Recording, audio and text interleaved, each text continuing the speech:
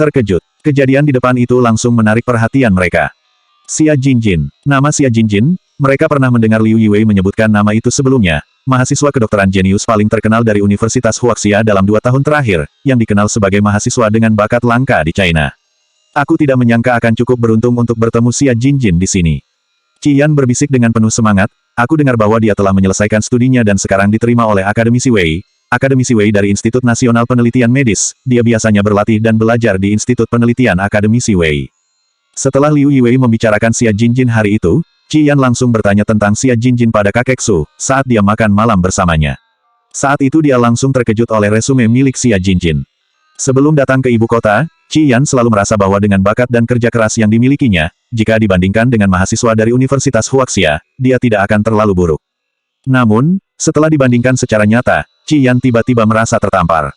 Mendengar nama Xia Jinjin saat ini, dia bahkan samar-samar dapat merasakan kegembiraan seperti seseorang yang melihat idolanya. Mendengar Qian mengatakan hal itu, Sun Yanyan tidak bisa menahan diri untuk tidak mengeluarkan suara kekaguman. Bahkan mata Su Qing yang biasanya dingin menjadi sedikit bercahaya. Qi Gui yang melihat ekspresi bersemangat dan perasaan iri semua orang, hanya sedikit memiringkan kepalanya dengan ringan. Ayo kita menyapanya, kata Qian, berbalik lebih dulu dan yang lain mengikuti. Qi Gui dengan malas mengikuti di belakang mereka, dan melihat beberapa gadis berseragam sekolah Huaxia berdiri di samping rak buku yang tidak jauh dari mereka. Gadis yang dikelilingi di tengah para mahasiswa itu bertubuh tinggi dan ramping, dengan kulit putih, alis tipis dan mata hitam. Rambutnya panjang tersampir di atas bahunya, dan auranya sedingin es, mengisyaratkan rasa dingin yang menolak semua orang untuk mendekat dari ribuan mil jauhnya. Itu pasti Xia Jinjin. Auranya terlalu kuat, dan beberapa dari mereka tidak berani menghampirinya. Hanya Qian dan Su Qing yang berjalan dengan tenang. Qian menyapa sambil tersenyum, "Halo. Kami dari Universitas Kedokteran Kota Nan, dan kami di sini untuk berpartisipasi dalam kompetisi. Namaku Qian, nama dia Su Qing, dan dia adalah putra Su Zhenting dari keluarga Su di Beijing." Qian cukup cerdik untuk langsung menyebutkan keluarga Su dari ibu kota. Benar saja, ketika Xia Jinjin mendengar bahwa mereka adalah mahasiswa dari Universitas Kedokteran Kota Nan, Xia Jinjin bahkan tidak memandangnya, namun ketika dia mendengar nama keluarga Su, dia sedikit mengubah ekspresinya dan berbalik untuk melihat Su Qing. Penampilan Su Qing secara alami adalah penampilan seorang kelas atas, ditambah dengan perilaku yang diajarkan oleh keluarganya yang kaya sejak dia kecil, membuat aura kelas atasnya semakin terlihat jelas. Melihat Su Qing ekspresi dingin Xia Jinjin sedikit mereda, dan mengangguk kepada mereka berdua dengan tenang, "Halo." Suara Xia Jinjin masih terdengar dingin karena dia merasa lebih unggul daripada yang lain, tapi dia masih sopan kepada Qian dan yang lainnya. Tapi hal itu terbatas pada 4 orang dalam kelompok Qian. Sun Yanyan, Chu Jia dan Yi Rui hanya bisa berdiri di samping mereka dengan perasaan canggung, tidak berani menyela sama sekali. Mereka mengobrol sebentar, dan Qian berkata dengan senyum yang menyenangkan, "Kak Xia, bisakah kau memberi kami beberapa petunjuk tentang pertahanan teoretis untuk kompetisi ini?" Mendengar ini, Xia Jinjin meliriknya dengan ringan, dan kemudian menyerahkan jurnal di tangannya langsung kepada Qian. "Penelitian terobosan internasional terbaru tentang penyakit saraf inilah yang akan aku gunakan. Kalian juga bisa merujuk pada jurnal ini." Kelompok Qian pun terkejut. Ketika Qian menanyakan hal itu, dia hanya ingin meminta bimbingan dari Xia Jinjin, tapi dia tidak menyangka bahwa Xia Jinjin malah membagikan materi pertahanan teoretis yang akan dia gunakan. Tapi hal itu tampaknya normal jika dipikirkan kembali. Bagaimanapun juga kesenjangan kekuatan antara kelompok mereka dan Xia Jinjin begitu terasa. Sebenarnya jurnal yang diberikan pada Qian memiliki lebih dari 1 titik informasi yang dapat digunakan sebagai bahan untuk debat pertahanan teoretis. Namun jika informasi itu sama-sama digunakan oleh kedua kelompok, tetap saja kelompok mereka tidak bisa dibandingkan dengan kelompok Xia Jinjin. Meski demikian, hal itu cukup mengejutkan untuk Qian, Su Qing, Jiang Nuan dan Kong Wen. Qian dengan cepat dan hati-hati mengambil jurnal yang diberikan oleh Xia Jinjin. Setelah itu, Xia Jinjin pergi. Kelompok Qian buru-buru duduk di atas meja dengan jurnal di tangan mereka. Sun Yanyan penasaran dan ingin melihatnya, tetapi dicegah oleh Jiang Nuan. "Kalian sebaiknya jangan menggunakan itu." Jiang Nuan mengangkat kepalanya dan menatap Sun Yanyan, Chu Jia dan Yi Rui dengan nada sombong, "Oke, kami telah menemukan informasi yang tepat, jadi kami tidak akan berkeliling perpustakaan dengan kalian." Sun Yanyan, Chu Jia, Yi Rui langsung terdiam. Pada saat ini, Qi Gui tiba-tiba berkata, "Sebaiknya kalian tidak menggunakan informasi itu." Semua orang tercengang dan berbalik untuk melihat Qi Gui. Qi Gui bersandar di rak buku dengan ringan, mata aprikotnya gelap, dan dia dengan tenang berkata, "Ada satu bagian dari data dalam dokumen itu yang salah, dan seluruh isi artikel itu menjadi salah, tapi dengan kesimpulan yang benar." Mendengar dia mengatakan ini, Qian mengerutkan bibirnya dan tersenyum, tetapi tidak mengatakan apa-apa. Su Qing sedikit mengernyit. Jiang Nuan tertawa sinis, "Qi Gui, bahkan jika kamu tidak memiliki kemampuan Yan Yan dan tidak bisa mendapatkan saran dari kakak Xia, kamu tidak perlu mengatakan omong kosong seperti itu untuk memfitnah dia, kan? Jiang Nuan mengulurkan tangannya dan menunjuk majalah di tangan Qian, apa kau tahu seberapa penting jurnal ini di dunia medis? Aku beritahu kau, semua rumah sakit dan sekolah kedokteran di dunia mengakui jurnal ini sebagai yang paling hebat. Mana mungkin mereka menerbitkan konten yang salah? Selain itu, semua data dan kesimpulan dari informasi ini berasal dari Institut Penelitian Penyakit Neurologis Pertama Universitas Huaxia. Qi Gui hanya diam saja. Mendengar kalimat terakhir, Qi Gui tidak bisa menahan diri untuk tidak menutupi wajahnya. Qi Gui merasa, sayang sekali lembaga penelitiannya bisa membuat kesalahan sebesar itu. Tetapi Jiang Nuan salah memahami sikap Qi Gui, dia menganggap Qi Gui bertingkah seperti itu karena malu atas ketidaktahuannya, sehingga dia berbicara dengan lebih bersemangat, apa kau tahu siapa profesor lembaga penelitiannya? Dia adalah murid langsung dari pimpinan kelompok ahli tingkat tinggi dari Institut Nasional Penelitian Medis. Dia juga dikenal sebagai cahaya masa depan kedokteran dunia. Orang seperti dia mana mungkin membuat kesalahan. Mendengar dia mengatakan itu, Qi Gui sedikit penasaran, apa kau tahu nama profesor itu? Ketika Jiang Nuan mencari informasi, apa dia tidak menanyakan namanya juga? Jiang Nuan melirik Qi Gui dengan jijik, apa menurutmu talenta top di negara ini seperti dia dapat diketahui begitu saja? Informasi itu semuanya dia ketahui karena Tuan Su memperkenalkannya dengan seseorang yang memiliki sumber informasi yang luar biasa, sehingga Jiang Nuan dan yang lainnya dapat bertanya-tanya kepadanya tentang profesor muda yang sangat berbakat itu. Saat makan sebelumnya, Tuan Su secara singkat menceritakan kepada mereka tentang seorang profesor bidang medis di kota Beijing yang dikatakan sebagai profesor yang masih sangat muda. Menurut Tuan Su, jika orang itu tidak terlalu muda, dia dapat masuk kualifikasi yang dibutuhkan untuk dipromosikan dari profesor menjadi dekan sejak lama. Karena itu, Jiang Nuan sangat terkesan dengan profesor tersebut. Qi Gui hanya terdiam. Untuk pertama kalinya, dia tidak tahu harus berkata apa. Kak Qi, ayo pergi. Sun Yanyan berkata dengan suara dingin. Dia tidak ingin tinggal di sini meskipun hanya sebentar saja, dia menatap wajah Jiang Nuan dengan perasaan kesal. Yi Rui dan Chu Jia juga berpikiran sama. Qi Gui tidak peduli dengan hal itu, ketika dia pergi, dia tidak tahan untuk tidak mengingatkannya lagi, dokumen itu benar-benar tidak berguna. Semua orang, termasuk Su Qing, mengabaikannya. Qi Gui tidak mengatakan apa-apa lagi. Yang penting dia sudah mengingatkan. Jika mereka tidak mendengarkan, dia tidak bisa berbuat apa-apa. Mereka berjalan ke depan untuk sementara waktu melihat-lihat sejumlah buku di perpustakaan. Sun Yanyan dan ketiganya merasa terpesona, dan akhirnya tidak tahu apa yang harus mereka baca. Kenapa ada begitu banyak buku medis di sini? Yi Rui lemas dan bersandar di rak buku, aku benar-benar ingin seberuntung Qian, dan bertemu dengan senior yang berbakat untuk meminta nasihat. Aku juga ingin begitu. Chu Jia juga dengan lesu bersandar di rak buku di sisi lain. Sun Yanyan menelan ludahnya, benar juga. Sebelum dia bisa menyelesaikan kata-katanya, sebuah jurnal medis tiba-tiba muncul di depannya. Ketiganya tercengang. Qi Gui memegang jurnal itu di antara jari-jarinya yang ramping dan menggoyangkannya di depan mereka bertiga. Di halaman ke-9 dalam majalah ini, kalian bisa menggunakan kesimpulan medis di dalamnya. Ada yang mendapat hadiah, dia juga ikut-ikutan mendapat hadiah. Benarkah? Mata Sun Yanyan tiba-tiba berbinar, dan mereka mengambil jurnal itu dari Qi Gui. Ketika dia melihat tanggal di majalah itu, dia merasa sedikit kecewa. Bukankah ini, jurnal 2 tahun lalu? Sun Yanyan memandang Qi Gui dengan heran, Kak Qi, kalau kita menggunakan data medis yang sudah lama sebagai pertahanan teoretis, apakah kita bisa memberi kesan bagus kepada para juri dan dosen di sana nanti? Qi Gui mengangkat matanya dan melirik ketiga orang itu, pertahanan teoretis itu harus sebanding dengan tingkat pengetahuan dan kedalaman pemahaman kalian tentang profesi kalian. Untuk apa materi yang terbaru? Sun Yanyan dan yang lainnya terdiam. Setelah diingatkan oleh Qi Gui, mereka baru menyadari bahwa kemenangan kompetisi provinsi yang lalu dan Qian yang mendapatkan materi jurnal internasional terbaru, membuat mereka secara tidak sadar merasa bahwa jika tidak menggunakan materi yang terbaru juga, maka mereka akan kalah. Mereka lupa apa tujuan awal dari pertahanan teoritis itu sendiri. Kak Qi memang yang paling tenang dan paling kuat. Qi Gui sepertinya menyadari bahwa pemikiran mereka salah, sehingga dia dengan sengaja menarik kesadaran mereka kembali dengan cara seperti itu. Sun Yanyan, Chu Jia, dan Yi Rui berpikir dengan emosi dan hendak mengatakan sesuatu.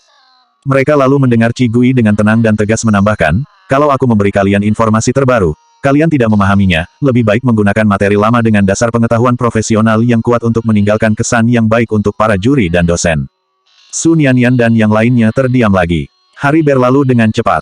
Ketika perpustakaan tutup di malam hari, Sun Yanyan dan yang lainnya telah menyelesaikan topik terakhir mereka. Kedua kelompok datang ke pintu masuk dan bergabung dengan Liu Yiwei dan seorang dosen perempuan. Bagaimana? Apa ada hasil? Liu Yiwei bertanya dengan prihatin. Sun Yanyan, Chu Jia, dan Yi Rui mengangguk. Jiang Nuan tidak sabar untuk memamerkan apa yang terjadi pada Xia Jinjin. Liu Yiwei juga sedikit terkejut ketika dia mendengar bahwa Xia Jinjin memberi Qian beberapa informasi pribadi secara langsung, tetapi dia tidak banyak bicara. Kalau begitu kalian semua bekerja keras, jangan sia-siakan kesempatan yang begitu bagus. Dosen perempuan itu melihat ke arah kelompok Qigui yang berdiri diam di samping, dan bertanya dengan sengaja, bukankah kalian bersama dengan kelompok Qian? Xia Jinjin tidak memberikan petunjuk apapun kepada kalian. Ibu Zhang, Liu Yiwei berkata dengan suara yang dalam. Dosen perempuan itu tampak masam dan tidak mengatakan apa-apa. Tetapi ketika dia berjalan membelakangi Qigui dan yang lainnya, dia masih berbisik kepada Liu Yiwei. Keempat mahasiswi itu, mereka tidak begitu pandai, mereka juga tidak bisa sefleksibel Qian, pasti sulit untuk mereka menjadi orang hebat. Liu Yiwei diam saja, dia merasa sedikit canggung. Bu Zhang, Anda tidak tahu banyak tentang beberapa situasi, jadi lebih baik, Anda tidak mudah mengomentari orang lain seperti itu. Saran Liu Yiwei dengan nada yang bersungguh-sungguh. Dosen perempuan itu tidak mendengarkannya sama sekali, dia hanya berpikir bahwa Liu Yiwei melakukannya untuk membela Qigui dan kelompoknya. Tuan Liu, aku telah mengajar selama bertahun-tahun, dan aku memiliki penglihatan yang akurat. Siapa yang bisa terbang ke langit, dan siapa yang tidak bisa terbang sama sekali, dengan melihat sekilas saja aku bisa menebaknya. Liu Yiwei tersenyum tidak berdaya. Su Qing tidak bisa tinggal di hotel, dan ketika dia keluar dari perpustakaan, dia dijemput oleh mobil keluarga Su. Sisanya kembali ke hotel. Begitu memasuki pintu, Qian menerima hadiah dari Tuan Su. Seorang asisten dengan tuxedo secara pribadi membawa kotak hadiah dan menyerahkannya kepada Qian sebelum pergi dengan hormat. Qian memegang kotak itu dengan hati-hati. Kotak itu halus dan mahal, dan bagian atas kotak itu juga dicetak dengan lambang keluarga Su, dan kemewahan itu mengungkapkan keagungan keluarga kelas atas. Wow, Tuan Su sangat menghargaimu. Jiang Nuan memandang kotak itu dengan iri, buka dan lihat apa yang ada di dalamnya. Qian tersenyum malu-malu, dan melirik Qigui, lupakan saja. Mendengar dia mengatakan ini, semua orang mengingat bahwa dulu Qigui dan Su Qing pernah memiliki ikatan pertunangan. Ekspresi Sun Yanyan dan Liu Yiwei menjadi tidak terlalu baik. Jiang Nuan tidak peduli sama sekali dan berkata, memangnya kenapa? Kau memang sangat hebat, bukankah normal untuk disukai oleh orang lain? Bukalah dan biarkan kita memanjakan mata kita. Qian sepertinya tidak punya pilihan lain dan menghela nafas, baiklah kalau begitu. Dia meletakkan kotak hadiah di atas meja dan siap untuk membukanya. Qigui meletakkan ponselnya dengan tenang dan berkata kepada Liu Yiwei serta yang lainnya, maaf, saya ada teman yang mengirim hadiah, dan dia sudah menunggu di depan kamar saya. Saya akan naik dulu. Liu Yiwei berkata dengan cepat, kalau begitu naiklah. Sun Yanyan juga berkata, kami ikut juga. Qigui tidak mengatakan apa-apa, segera berjalan ke lift dan menekan tombol. Jiang Nuan menatap punggung mereka dan mencibir, Yanyan menerima hadiah, dan dia segera berkata bahwa dia juga memiliki hadiah dari temannya, sangat menarik. Tidak peduli dari aura dan sikapnya, dia pasti terkalahkan. Kondisi di sana menjadi canggung untuk sementara waktu. Baiklah, Qian, cepat buka hadiahnya. Kami semua menunggu, ingin melihatnya. Ucap Kong Wen mengembalikan keadaan. Qian mengerutkan bibirnya dan membuka kotak itu. Segera, semua orang yang ada di sana, termasuk Profesor Liu, melihat ke dalam kotak dengan rasa ingin tahu. Semua orang tidak bisa menahan diri untuk tidak berseru, ketika mereka melihat gelang giok hijau dan transparan diletakkan di atas kain flanel putih yang indah. Ini, Jiang Nuan sangat terkejut sehingga dia hampir tidak bisa berkata-kata. Yanyan, Tuan Su sudah memperlakukanmu sebagai menantunya. Bagaimana mungkin seseorang bisa mengirim perhiasan yang begitu berharga? Qian juga sedikit terkejut. Hadiah yang diberikan oleh Tuan Su, meski terlihat cukup sederhana, hanya sebuah kotak kecil yang berisi gelang giok, namun hadiah gelang giok itu sangat luar biasa, bahkan tidak dapat dijangkau oleh keluarga Qi sebelumnya. Meskipun keluarga Qi dianggap sebagai keluarga raksasa papan atas di kota Nan. Ketika dia kembali sadar, dia menundukkan kepalanya, tersenyum malu-malu, dan menyembunyikan kegembiraan di batinnya, sambil berkata dengan acuh tidak acuh, jangan bicara omong kosong. Kakek Su pasti hanya memberikannya sebagai bentuk rasa sopan saja. Jiang Nuan menyelanya sambil tersenyum, ayolah, siapa yang akan menerima hadiah mahal sebagai bentuk rasa hormat? Yanyan, setelah kamu menjadi menantu keluarga Su, kamu bisa berjalan dengan bangga di Beijing. Qian tersenyum dan tidak mengatakan apa-apa. Sebagai seorang dosen, Liu Yiwei tidak mau berpartisipasi dalam topik seperti itu. Setelah menyuruh mereka untuk istirahat lebih awal, dia pun pergi. Dosen perempuan itu tinggal dan memuji Qian sekali lagi sebelum pergi. Qian menutup kotak itu lagi dan berjalan ke lift bersama Kong Wen dan Jiang Nuan. Ngomong-ngomong, bukankah Qigui baru saja mengatakan kalau dia mendapat hadiah juga? Ayo kita lihat apa yang dia terima. Jiang Nuan tertawa kecil, dia kan juga putri keluarga Qi, apa jangan-jangan Tuan Su memberikannya hadiah juga? Tapi Tuan Su memberi Yanyan hadiah yang berharga seperti itu. Jelas tidak mudah untuk seseorang mau memberikan hadiah semewah itu. Siapapun dapat mendengar sarkasme dalam suaranya. Kong Wen mengerutkan kening, lupakan saja, ini sudah larut, kita harus istirahat. Iya, saatnya istirahat. Jawab Qian menyetujui ucapan Kong Wen. Bagaimana mungkin Tuan Su juga memberikan Qigui hadiah? Qian mengira itu mungkin hadiah murah dari teman-teman Qigui yang miskin. Qian tidak tertarik sama sekali. Qian sudah angkat bicara, sehingga Jiang Nuan hanya bisa menyerah. Asteris. Qigui keluar dari lift dan melihat seorang pria muda berjas menunggu di depan pintu, memegang sebuah kotak di tangannya. Melihat Qigui, dia segera membungkuk hormat, Nona Qi, selamat malam. Selamat malam. Qigui berjalan mendekat, melirik kotak itu, dan mengulurkan tangan untuk mengambilnya, terima kasih. Merupakan kehormatan bagi saya untuk melayani Anda. Pria itu tersenyum, ini adalah hadiah yang dipilih Tuan Fu dengan cermat untuk Anda, saya harap Anda menyukainya. Qigui mengangkat alisnya sedikit, tidak mengatakan apa-apa, membuka pintu, dan berjalan masuk dengan kotak hadiah. Su Nianian, Chu Jia, dan Yi Rui berdiri di sana dengan pandangan kosong, hanya menatap pria itu di depan pintu, tetapi tidak berani melangkah maju. Meskipun pria ini sangat menghormati Qigui, tetapi aura yang keluar dari tubuhnya terlalu kuat, sehingga mereka tidak berani bergerak. Nianian, apakah kamu juga merasa? Kalau kepala pelayan dari keluarga Su dengan yang ini, bisik Chu Jia dan berhenti sebelum menemukan kata sifat yang cocok, kalau dibandingkan dengan yang ini, tidak peduli dilihat dari aura atau sikapnya, kepala pelayan keluarga Su jelas akan tertekan dan kalah, kan? Sekuntum bunga anggrek. Su Nianian juga merasakannya, tetapi dia merasa bahwa orang yang dikenal oleh Qigui kali ini, pasti tidak lebih kuat dari keluarga Su. Tepat saat ketiganya terkejut, pria itu tiba-tiba menoleh dan tersenyum lembut kepada mereka, apakah Anda semua teman Nona Qi? Silakan masuk. Setelah dia mengatakan hal itu, dia segera menjauh dari pintu. Baru saat itulah Su Nianian dan yang lainnya merasa lega, dan segera masuk ke kamar. Di dalam kamar, Qigui sedang membuka kotak hadiah yang dikemas dengan indah. Dibandingkan hadiah dari keluarga Su, meskipun kotak ini sangat indah, dan bentuknya unik, bahkan Su Nianian dan yang lain belum pernah melihat itu sebelumnya. Tapi kualitasnya terlihat sedikit lebih buruk dibanding hadiah dari keluarga Su. Di bagian atas kotak, hanya ada selembar kertas tempel sederhana, dengan kata, Fu, tertulis di atasnya, dan gambar seorang pria kecil yang sedang meniup ciuman dilukis di sudut kanan bawah kertas. Qigui langsung mengabaikan gambar itu, melihat kata, Fu, dia mengangkat alisnya sedikit. Tidak disangka, tulisan tangannya ternyata sangat indah.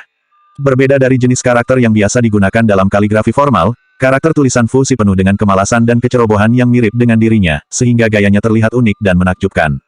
Su Nianian, Chu Jia, dan Yi Rui datang dan terkejut dengan kata, Fu, sebelum memperhatikan gambar yang ada di sudut kanan bawah. Tiga orang itu terkejut. Ini, pasti ada kisahnya. Kak Qi, apa yang diberikan temanmu padamu? Su Nianian bertanya dengan tidak sabar, cahaya keingintahuan menyala terang di matanya. Qigui memandangi wajah ketiga temannya, yang penuh dengan rasa penasaran, dan mengulurkan tangan untuk membuka kotak itu. Su Nianian dan kedua temannya tiba-tiba meregangkan leher mereka dan melihat ke dalam kotak dengan penuh antisipasi. Ketika mereka melihatnya, mereka sedikit kecewa. Hanya sebuah cincin perak murni. Bentuknya juga sangat sederhana, lingkaran kecil tanpa hiasan apapun, dan harga pasarannya diperkirakan hanya puluhan yuan. Melihat cincin itu, wajah Qigui sedikit berubah, dan alisnya sedikit mengernyit. Melihatnya seperti ini, Su Nianian mengira Qigui tidak senang dengan hadiah itu. Bagi Su Nianian sikap Qigui dapat dimaklumi, dibandingkan dengan gelang berharga yang Tuan Su berikan kepada Qian, cincin perak yang hanya bernilai beberapa yuan itu terlihat terlalu lusuh. Pasti akan ada kesenjangan psikologis. Hah, Kak Qi, jangan sedih, keluarga seperti keluarga Su bukanlah sesuatu yang bisa dibandingkan dengan orang biasa.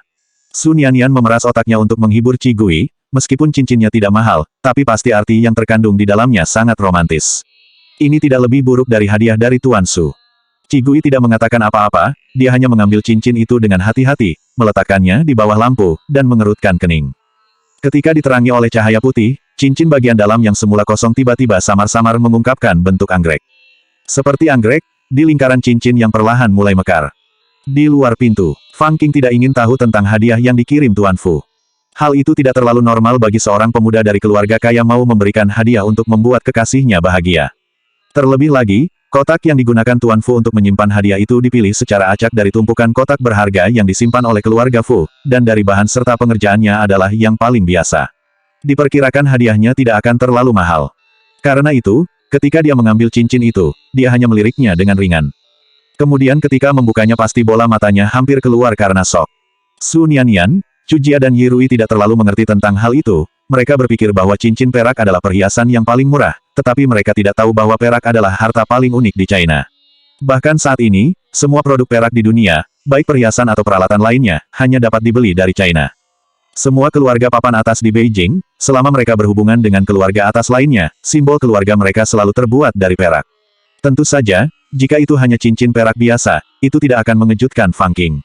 Lagi pula, tidak mengherankan jika Tuan Fu memberikan perhiasan perak biasa seperti sekedar main-main. Namun yang membuatnya kaget adalah, selanjutnya bab 161 itu cuma mainan biasa.